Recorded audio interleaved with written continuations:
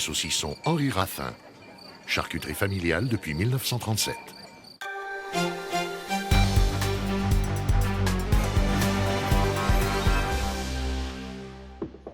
Bonsoir à tous, bienvenue si vous nous rejoignez sur France 3 Alpes. Il est presque 19h. Au sommaire de ce dimanche, une nuit de bivouac qui vire au cauchemar en Chartreuse pour une vingtaine de scouts installés non loin du monastère.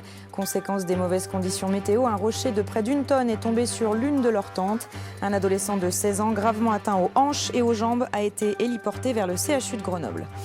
En Isère toujours, à Grenoble, les associations restent mobilisées quant au sort d'une soixantaine de Roms de Roumanie qui squattent depuis 6 mois une maison, propriété des Mormons.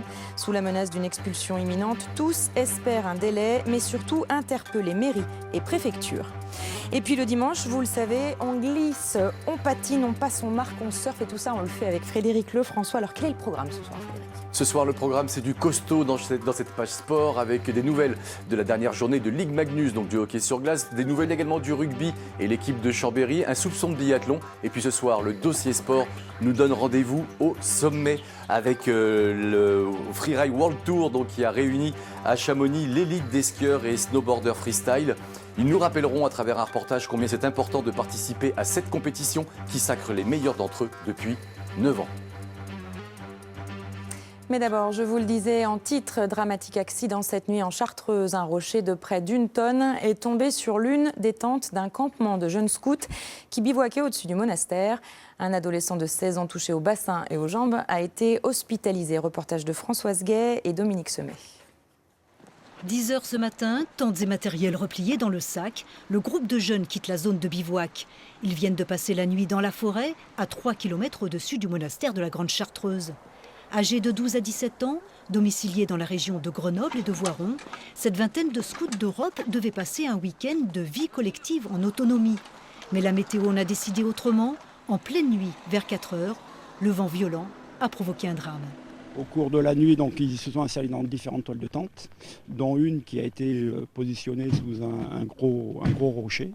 Au cours de la nuit, avec le vent, il y a un arbre qui s'est coupé, qui est tombé sur ce rocher, qui a désolidarisé une partie, lequel est tombé sur la toile de tente. À la toile de tente, il y avait donc 5 enfants, dont un seul a été blessé assez grièvement. Coincé sous un bloc d'1 mètre cube, l'adolescent a pu être dégagé au moyen de coussins de levage avant d'être hospitalisé au CHU de Grenoble. Ses jours ne sont pas en danger. Dans la matinée, les parents sont venus récupérer le reste des enfants. Une enquête judiciaire a été ouverte. Elle devra déterminer d'éventuelles responsabilités et vérifier quelles étaient les prévisions météo pour ce week-end. Voilà, et sachez que ce soir, les nouvelles sont rassurantes pour l'adolescent victime de cet accident. Le jeune homme s'en sort finalement, c'est presque incroyable, avec une simple fracture du bassin. Du vent violent en Isère, mais également sur l'ensemble de notre région Auvergne-Rhône-Alpes. Nuit particulièrement agitée avec des rafales localement violentes jusqu'à 100 km/h dans le Rhône. Dans l'ouest lyonnais, à Soucieux-en-Jarez, un arbre s'est abattu cette nuit sur une ligne électrique, privant de courant une centaine de foyers. Reportage d'Elisabeth Philly et Thierry Zwiderski. Certaines rafales de vent ont soufflé à près de 130 km/h par endroit. Ce peuplier s'est écrasé sur une ligne moyenne tension de 1500 volts. La coupure de courant a été totale dans le secteur. D'autres ruptures de câbles électriques se sont produites sur les hauteurs comme ici, dans le Rhône. On a eu une petite dizaine d'incidents de ce type-là qui a touché environ 3000 personnes dans la nuit.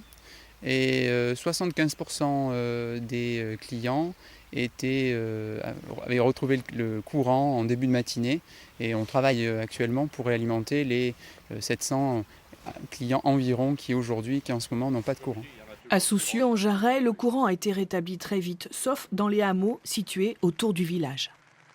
Dans la nuit, on s'en est passé. Et puis ce matin à 7h, quand on s'est levé, il n'y avait rien. Mais bon, ça ne nous a pas plus dérangé que ça. On a encore du gaz pour faire chauffer le déjeuner. On a une cheminée pour se chauffer. Bon, alors on attend. Un groupe électrogène a dû être installé à la hâte pour alimenter les 88 clients restants du village. La ligne a été sécurisée, permettant d'attendre les travaux de remise en état. Un des poteaux a vrillé sous l'impact, c'est un poteau qu'il faut changer. L'arbre est toujours pris en partie dans le poteau. Donc il y a des équipes spécialisées pour ce genre de travaux qui vont intervenir la semaine prochaine. Mais vu qu'on aura rétabli le courant chez tout le monde, c'est que de la maintenance et ça ne sera pas un problème. Depuis vendredi, 250 personnes ont été mobilisées dans le Rhône pour rétablir au plus vite l'électricité. À Grenoble, en Isère, plusieurs associations se sont mobilisées ce matin pour apporter leur soutien à la soixantaine de Roms de Roumanie qui occupent depuis 6 mois une maison vide de l'agglomération propriété des Mormons. Des associations qui espèrent ainsi repousser au maximum leur expulsion qui devait déjà avoir lieu jeudi dernier. Joël Serroni et Franck Serroni.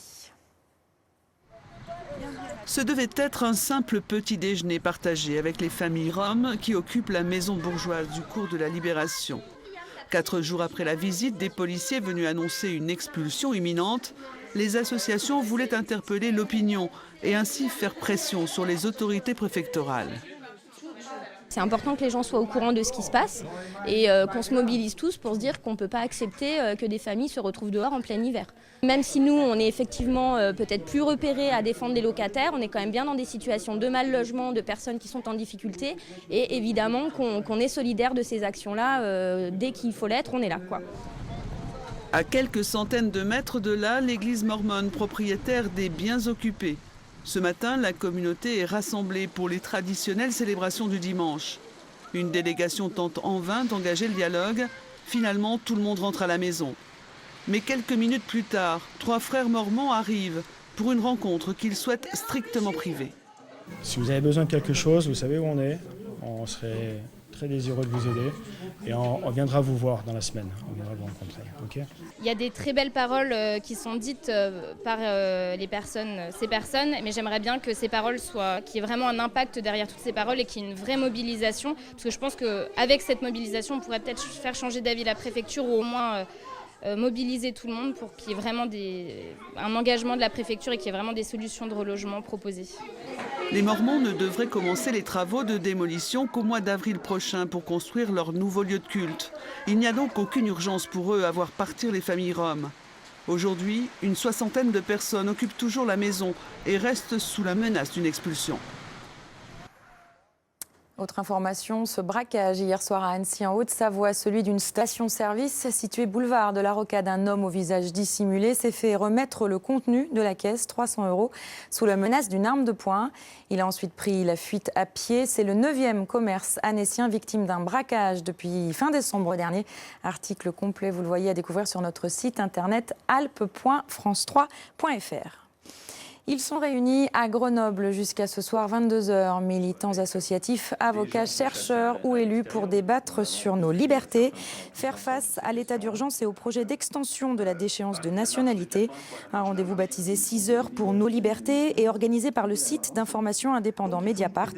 6 ans après le discours de Nicolas Sarkozy qui provoquait l'indignation dans les rangs de l'opposition politique, le fondateur de Mediapart dénonce aujourd'hui un pouvoir socialiste qui reprend à son compte plusieurs des propositions de l'ancien chef d'État. Écoutez-le au micro de Maxence Regnault.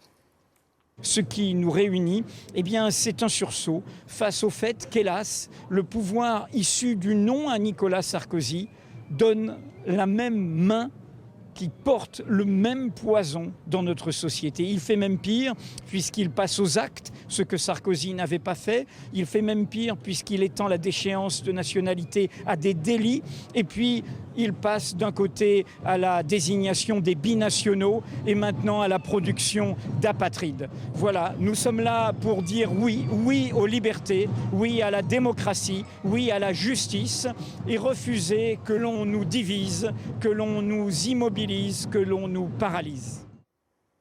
19h passées de 8 minutes dans le Journal des Alpes. Il est temps de parler sport. Et le sport, vous le savez, c'est la spécialité de Frédéric Lefrançois.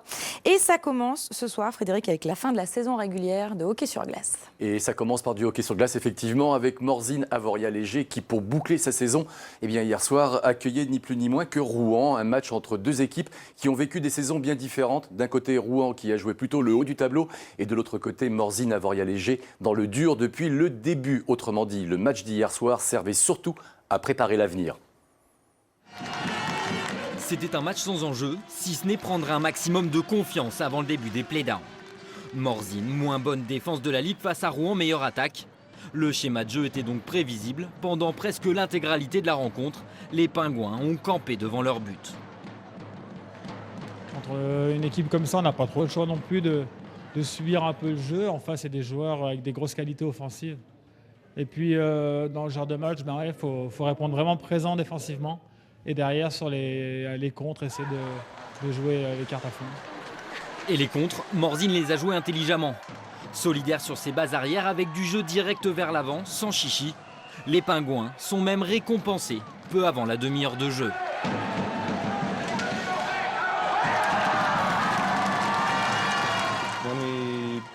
Quand on joue vraiment en équipe tous ensemble, que tout le monde se donne à fond à l'entraînement et en match, forcément, on est bien meilleur que depuis le début de la saison.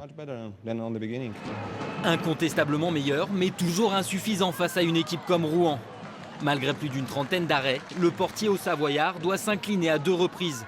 Face à Olivier Labelle d'abord, puis ici face à Damien Rowe.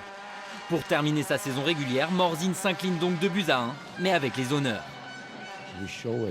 On a montré ce soir que l'on pouvait jouer tout le monde. On ne doit pas avoir peur de jouer Rouen ou n'importe quelle autre équipe. On est assez fort, on a retrouvé la confiance maintenant et ça va nous servir pour la prochaine étape. Place désormais au play-down et à la poule de maintien. 10 matchs pour confirmer ce renouveau et rester dans l'élite du hockey français. Nos 2 autres équipes régionales jouaient également hier soir. On va jeter un coup d'œil aux résultats ensemble pour voir que Grenoble en déplacement à Strasbourg a fait mouche et s'impose 3-2, alors que Chamonix également en déplacement, mais à Dijon inverse le score et perd 3-2. La saison régulière est donc terminée, place maintenant aux play-offs, en tout cas pour les équipes placées entre la première et la 8e place. C'est le cas de Grenoble, 4e, qui affrontera donc Rouen, premier match et deuxième match à domicile. Ce premier tour des play-offs se jouera au meilleur des 7 matchs. Et puis, il y a une autre compétition pour ceux qui sont classés de la 9e à la 14e place. Elle se joue sous forme de championnat et elle concerne Morzine et Chamonix. Une seule mission pour eux, sauver leur peau et ne pas perdre leur place dans l'élite. Changement de fuseau horaire, changement de discipline aussi, cap sur le Canada, on parle biathlon, Frédéric. Et on parle de Marie Dorin-Habert qui a encore fait très fort effectivement hier, ça se passait à Cannemort, c'était la 7e étape de la Coupe du Monde de biathlon. La biathlète n'a fait qu'une seule faute au tir, autrement dit, elle a réussi à placer 19 balles dans les 20 cibles possibles. La Française ensuite a tout donné sur les 12 km 500 de l'épreuve. Elle termine 2e de cette mass start, désormais la skieuse des 7 lots et 3e au classement général de la Coupe du Monde. Et puis, il faut le savoir, l'étape canadienne se termine ce soir par 2 épreuves de relais. Et d'un ski à l'autre, place au freeride maintenant. Cette semaine, oui, le Freeride World Tour posait ses spatules à Chamonix. Chamonix, la seule étape française de cette compétition majeure qui comporte 5 dates seulement. Pour les freeriders, participer à cette épreuve est vraiment une consécration, car cette épreuve est réservée uniquement aux meilleurs.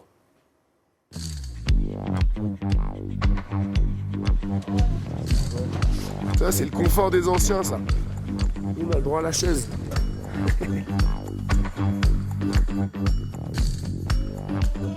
On avait juste avant, en fait, des ouvreurs, on appelle ça, qui descendent dans la face. En général, c'est des juges ou des guides du coin et qui nous montrent les conditions de neige. Donc, c'est pas le but du jeu de descendre en se faisant vraiment très plaisir, mais c'est de nous montrer, nous, à la jumelle, de voir à peu près les conditions de neige. Donc, c'est les seules personnes qui vont être autorisées à descendre dans la face avant de prendre le départ. C'est sur l'aiguille pourrie à Chamonix que le Freeride World Tour a posé ses valises à l'occasion de la seule étape française de la compétition qui réunit le Gotha des freeriders. Car depuis le début, le FWT n'accueille que ce qui se fait de mieux. On ne se retrouve pas par hasard en corps à corps ou en face à face avec ce genre de terrain. Il faut montrer patte blanche. Si on est au départ, c'est qu'on le mérite. Ici, c'est l'élite. Et même si on s'est préparé à ça, ça met un peu la pression. J'ai commencé le snow à 14 ans, donc c'est un peu tout nouveau, on va dire. Donc arriver là-dedans avec tous même les grands noms, ils sont encore ici. Hein. Il y a Backstrom et tout, il y a plein de grands riders. Donc faire partie d'eux, c'est clair que c'est extraordinaire, quoi. C'est le circuit phare du freeride, c'est là où on couronne les champions du monde et c'est un circuit difficile. C'est très difficile de se qualifier et de rentrer dedans. Donc une fois qu'on est dedans, faut se battre pour garder sa place. Et pour rester dans le who's who du freeride, Les rois de la glisse mettent les bouchées doubles, en multipliant les entraînements, en étant de plus en plus pointus sur la préparation, en se faisant aider par des coachs. Les temps changent, le freerider 2.0 est devenu un athlète comme les autres. Enfin, presque comme les autres. Moi, je crois pas qu'ils sont moins free qu'avant. Moi, je crois pas que l'esprit a changé. J'étais là au début des compétitions il y a plus de 20 ans et ça reste une bande de copains qui, on le voit derrière moi, repèrent leur ligne ensemble, se donnent des conseils. Il y a une compétition, mais il y a une grande famille qui voyage ensemble, qui skie ensemble, qui attend que ce soit bon ensemble, qui s'entraide de toutes les manières. Donc pour moi, l'esprit fondamental des freeride est toujours là. Après l'étape chamonniarde, le Freeride World Tour posera ses planches en Autriche et en Alaska. Avant le run final en avril, en Suisse, à Verbier, pour un dernier festin. Un dernier repas de famille, à base de puff, de sauts et de fun.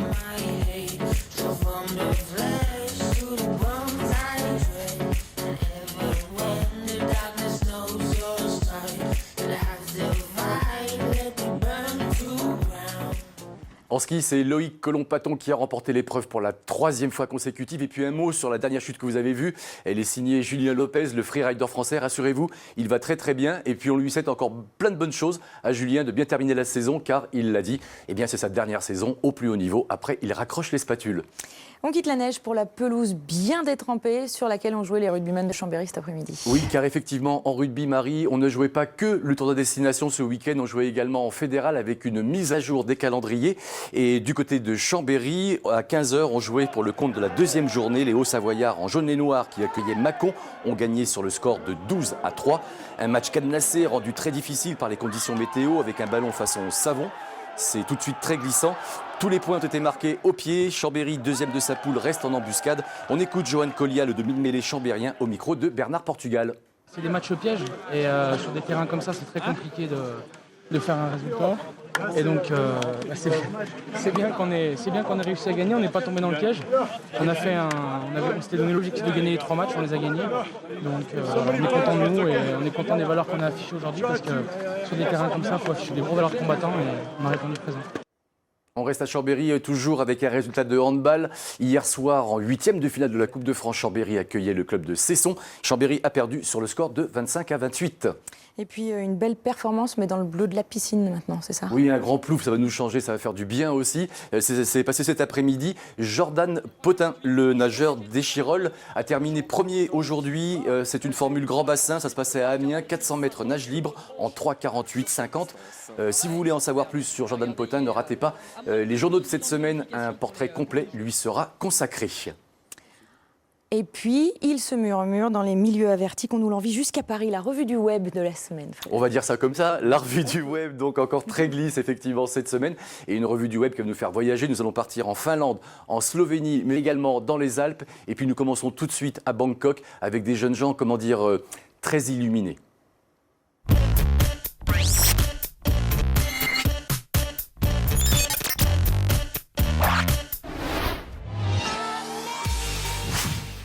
On commence à Bangkok avec 3 freerunners qui ont vu la lumière. Rouge, vert, bleu, on en prend en plein les yeux. Du parcours électrique tout en dynamique. Et en accéléré, à la vitesse de la lumière, c'est encore plus bluffant. Un circuit ouvert en courant, en parcourant les rues de la capitale thaïlandaise.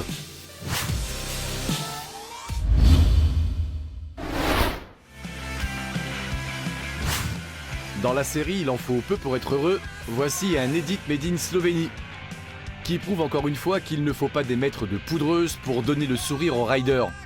Enfin, surtout à ceux qui aiment le street. C'est le cas de cette joyeuse bande composée de skieurs et de snowboarders qui s'éclatent en urbain avant de reprendre le chemin des grands espaces alpins.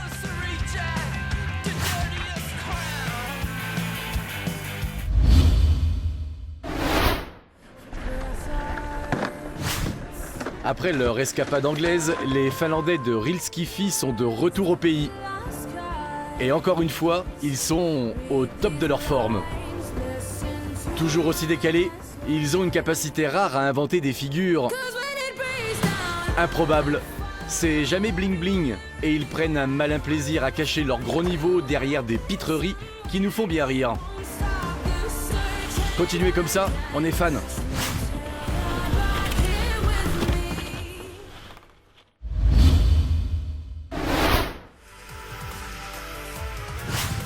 On se quitte avec un petit coup de speed riding dans les Alpes, entre Suisse et Italie.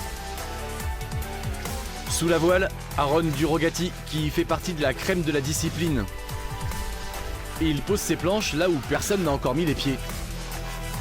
Le pilote italien joue avec tous les éléments et dans toutes les dimensions.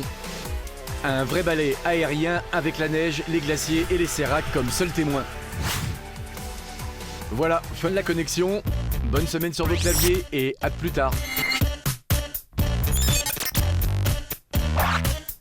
Et on ferme le banc avec l'affiche sport de la semaine prochaine. Nous vous recommandons un match phare, un match de handball entre Chambéry et le Paris Saint-Germain. Chambéry actuellement 6e du championnat, donc affrontera l'Ogre parisien, premier leader de la D1. Coup d'envoi à 15h à Chambéry. Merci Frédéric et à très bientôt dans le Journal des Alpes. Une exposition pour terminer ce journal à découvrir ou redécouvrir au musée de l'eau de Pont-en-Royans en Isère. SOS, le dessin de presse prend l'eau, c'est son titre. Le travail de 26 dessinateurs rassemblés par l'association Cartooning for Peace, Dessin pour la paix, fondée par Plantu. Denis Vigneaud-Duguet et Jean-Pierre Rivet. Avant d'arriver au musée de l'eau de Pont-en-Royans, l'exposition a pris naissance en novembre 2013 au pavillon de l'eau à Paris. Elle s'articule en 5 parties autour de problématiques du XXIe siècle, la pollution, les écosystèmes en danger, la baignade, le pétrole et la radioactivité, le tout au travers de 80 dessins de presse réalisés par 26 auteurs de 14 nationalités différentes. C'est très fort, hein, le dessin de presse, l'humour je dirais en 4 coups de crayon et une idée à la base, bien sûr. C'est la force du trait et de l'idée. Et on dit beaucoup de choses. C'est une exposition, je trouve, qui est très parlante, très marquante, qui a beaucoup d'impact. Isérois, dessinateur de presse, membre de Cartooning for Peace, Pierre participe à l'exposition. Ami intime de T-News, tué lors de l'attentat de Charlie, il témoigne aujourd'hui du changement de regard du public sur ces porteurs d'idées qui parfois dérangent. Jusqu'à maintenant, les gens nous considéraient comme des dessinateurs de petits Mickey. Et puis maintenant, depuis un an, les dessinateurs sont devenus des héros, entre guillemets évidemment, et puis des cibles. Et on nous regarde avec un regard différent, j'ai l'impression qu'on nous regarde différemment. Aujourd'hui, Pierre a décidé d'aller à la rencontre du public et notamment des jeunes dans les écoles et les lycées pour parler de son métier. Il n'y a pas plus virtuel qu'un crayon qui tournicote sur une feuille de papier et puis tout à coup il y a des personnages et des idées qui surgissent. Et c'est bien de l'employer, c'est bien de le faire connaître, c'est bien de faire voir aux jeunes gens que c'est un mode d'expression merveilleux. SOS, le dessin de presse prend l'eau, une exposition aux actualités multiples à découvrir jusqu'en septembre prochain au musée de l'eau de Pont-en-Royans. Et c'est la fin de ce Journal des Alpes. Merci de l'avoir suivi. L'information continue sur notre site internet alpes.france3.fr, sur vos tablettes et smartphones également avec notre application France 3 Région. Prochain point sur l'actualité dans les Alpes, c'est demain midi. Vous retrouverez Pauline